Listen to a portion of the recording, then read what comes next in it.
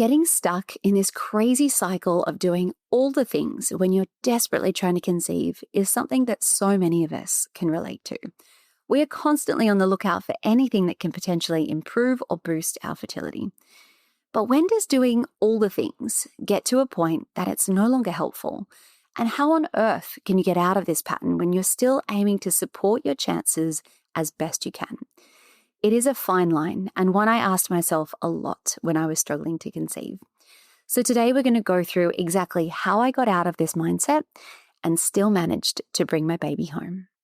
Welcome to Your Journey to Fertility. This is the podcast that blends both science with spirit to give you all the tools you need as you navigate your fertility journey. I'm your host, Jennifer Edmonds, and for the last 15 years, I've been helping women on their journeys to motherhood and beyond. I believe that combining the latest scientific research along with the best energetic and mindset practices will help you to avoid putting your life on hold and bring you closer to your baby. Here each week, you'll learn ways to support your fertility and trust your body so you can stop stressing that you'll never have a baby and finally walk your path to motherhood.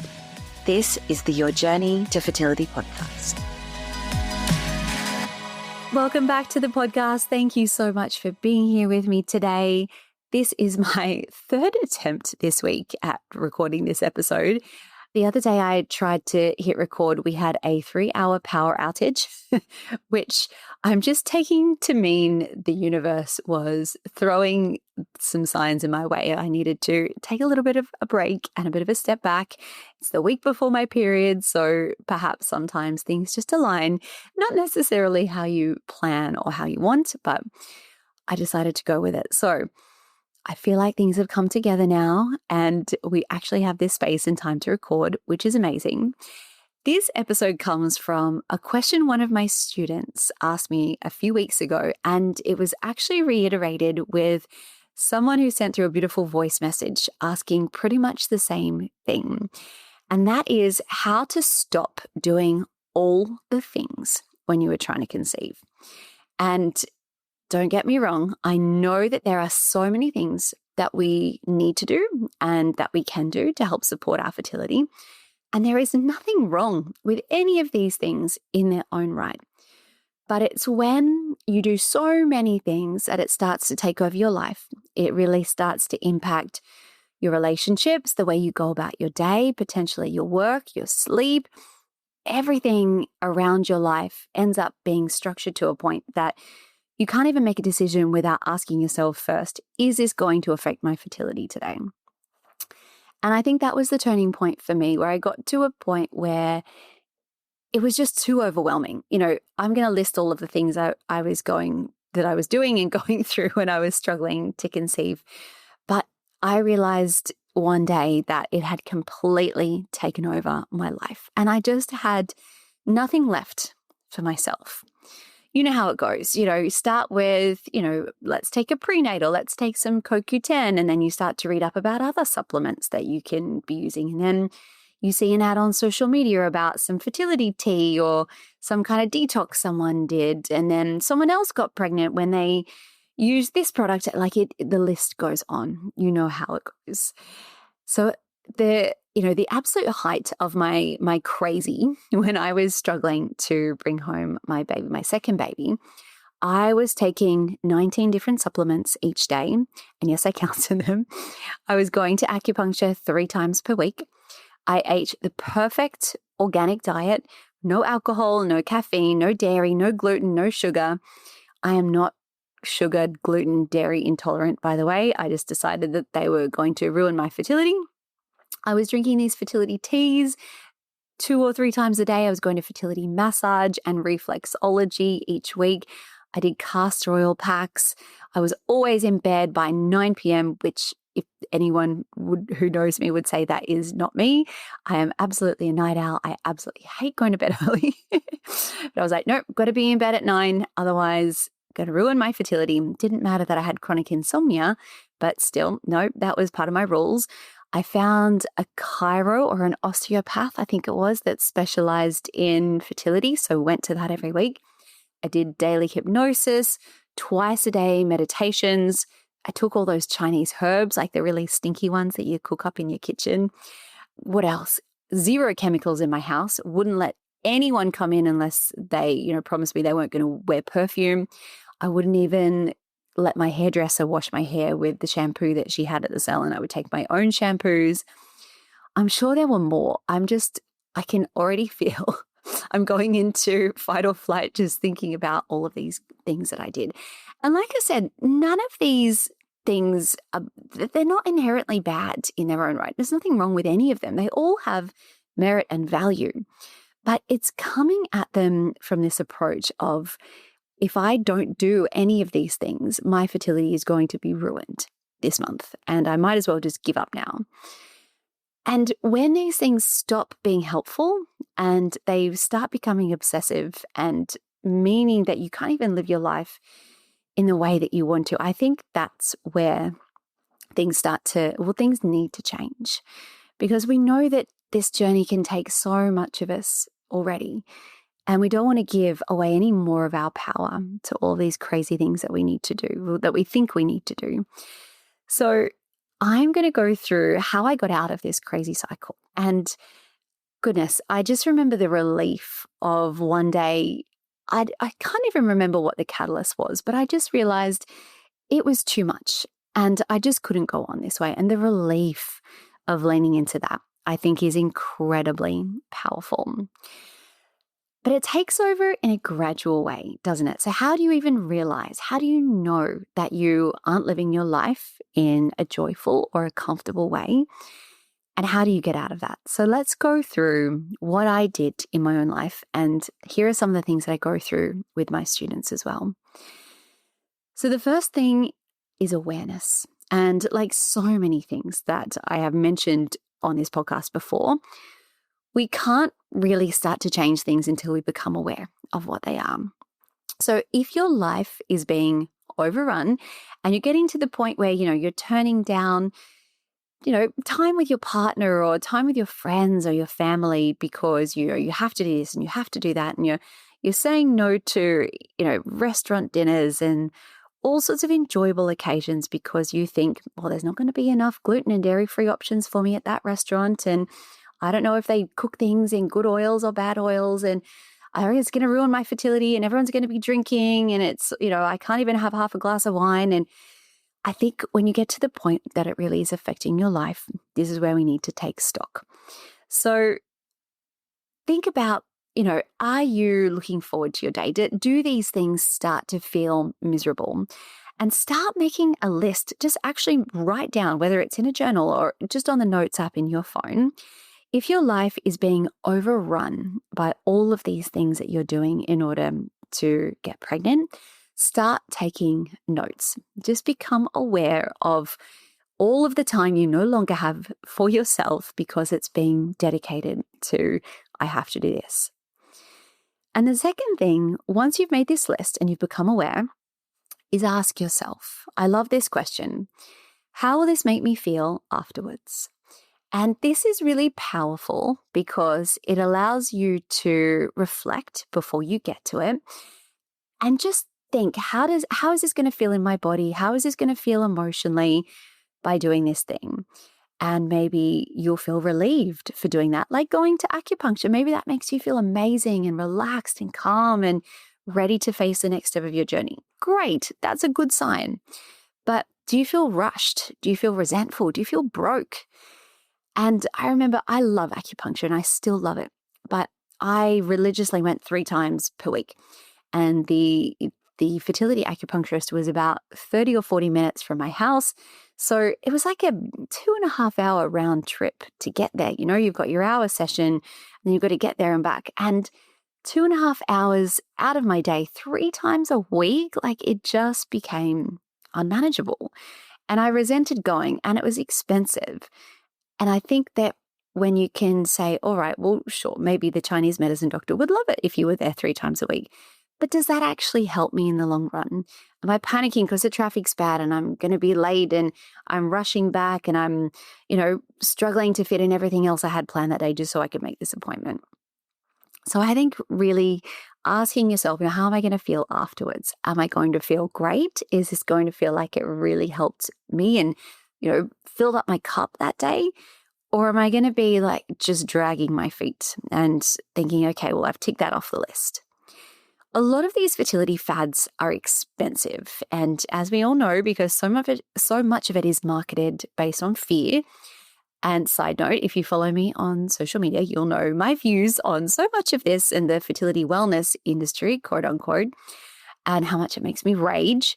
So let's just know that a lot of these things that you may see advertised to you on social media, they're there and designed to get your attention through fear. So, drink this tea, drink this herbal concoction, take this supplement, take all of these supplements. You need a whole series of, it all needs to be, it goes on. We've all seen them. You do not have to do all of them. You really don't. We know that people get pregnant every day and they don't have to do any of these things. And yes, that is frustrating. And yes, some of us do need a little bit of extra help, but you do not need to do all of these things. Ask yourself just what feels good, but not just in your mind, in your body as well. And there are so many episodes I've done about ways to tune into your body and really get quiet and ask yourself why you're doing certain things. So instead of being like me and, reading all the books and taking all of the supplements under the sun, everything that may have been attributed to anyone's fertility at any stage, I also find that it's far cheaper and far more effective to work with one practitioner who has a proven track record with working in the fertility space and follow their protocol that is designed for you. So I had read It Starts with the Egg. I had read a bunch of other fertility books, and they're all great. All these books, are amazing and very, very helpful information. But I just took every supplement that they listed. Some of them weren't even really designed for my body and things that I was going through. So it wasn't until I worked with a naturopath who specialized in fertility, who ran a bunch of blood work, looked through all of my history and everything that was going on within my body and said, you don't need to be taking half of these. And I think in the end, I was taking 5 or 6 simple supplements each day, which is far more manageable and a lot cheaper. So yes, the initial outlay of going and working with, a naturopath or a functional doctor or a nutritionist is expensive. In the long run, I truly believe it's going to save you an enormous amount of time and money. The third part of this that I think is the most, well, maybe they're all important, but probably the hardest part is to be able to surrender to the process and just trust that you are doing enough to get there. I love this analogy of, like you're driving along, you're in your car, everything's fine, and, through your rearview mirror, you notice that there's some crazy person like driving 100 miles an hour up behind you, and they're changing lanes and they're honking the horn, and they're trying to get in front of someone, and they're they've got to stop here and then they start again, and they you can see that they're just like massively in a rush for no obvious reason. And then a few hundred meters later, you both pull up next to each other at the set of lights. And you've just been cruising along, going at the speed limit, whereas this crazy person next to you has been weaving and turning and going as fast as they can. But in the end, you both got to the same destination at the same time. And someone said this to me when I was really struggling. It may have been my naturopath, actually. Would you like to get to the finish line as a crazy person with, a massive amount of cortisol and stress hormones pumping through your body and being in this constant state of fight or flight? I've got to get there and I've got to do this and I can't slow down and everything. I've got to do a million things. Or do you want to be that person who cruises along, gets to that destination, knowing they've done everything that they can, and you get to the same point eventually? But how would you rather get there?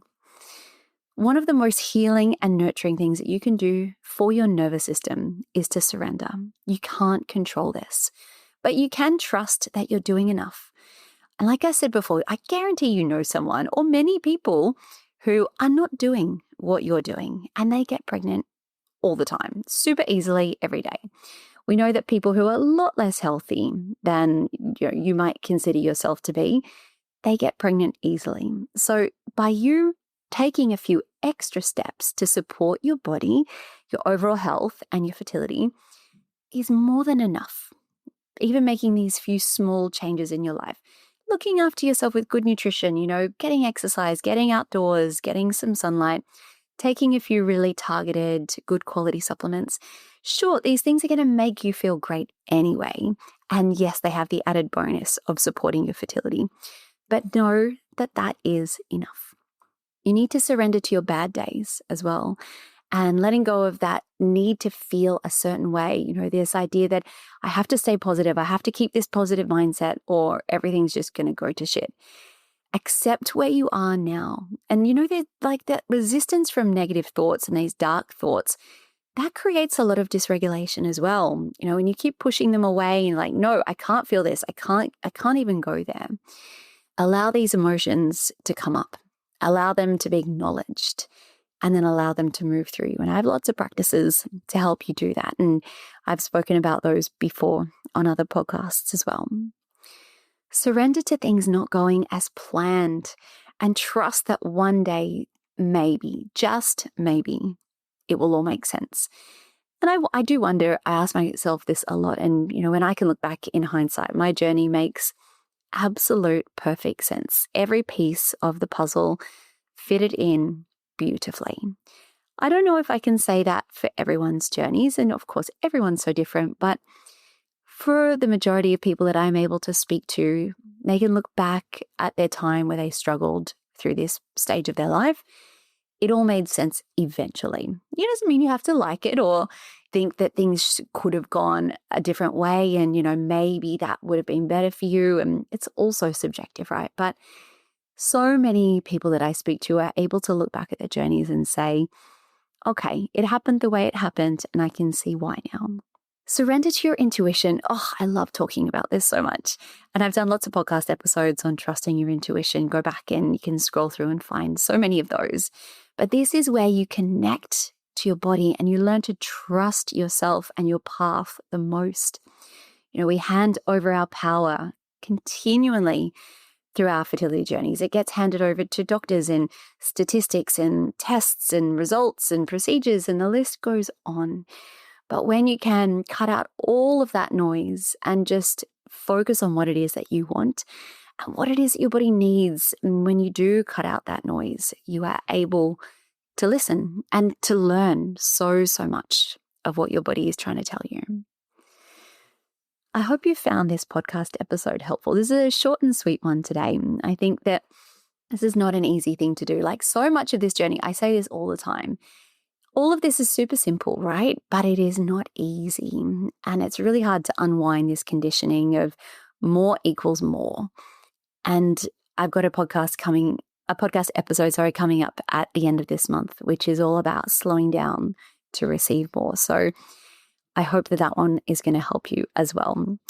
But next week on the podcast, I'm speaking to a beautiful therapist called Jenna Kavadas, and she's going to be speaking about how to support ourselves emotionally, connect with our partners, and make sure you are handling this journey as best you can. She is such a wonderful speaker and has so many practical, incredible insights that I know you're going to get a lot from. So can't wait to have you back next week for that episode. And just a reminder, if you want to submit a question to the podcast, submit an idea for an episode or a guest, send me a little voice note. You can do it via your phone. Just grab the link down in the show notes. I love receiving these voice notes. And I look forward to having you back next week. But until then, I'm sending you all my wishes as you continue your own journey to fertility. The most common thing I hear from students who are on their fertility journey is that the stress of trying to conceive has taken over their life. Your days end up being filled with endless appointments, navigating pregnancy announcements. You're trying to eat right, take all your supplements, and it is all you think about from the moment you wake up. I designed the Element Fertility Yoga course to support your body, your mind, and your mental health in 3 important ways: to synchronize your hormones, increase circulation and blood flow, and to help regulate your nervous system. But on top of this, the greatest gift that you can give yourself throughout this journey is a sense of peace, to help you calm your mind and just make this process feel easier. Every single one of my students tell me that this is the first thing they notice after starting a yoga, meditation, and breathwork practice. But on top of this, you have the amazing benefit of actually supporting and increasing your fertility. Studies have shown that those participating in mind-body programs as they're trying to conceive have success rates 3 times greater than those who don't. The course I've designed walks you through natural conception as well as fertility treatments and IVF cycles. And the best part is you can work through it at your own pace in the comfort of your home. The practices start from just 10 minutes per day. To learn more, visit elementpilatesyoga.com or see the link in the show notes.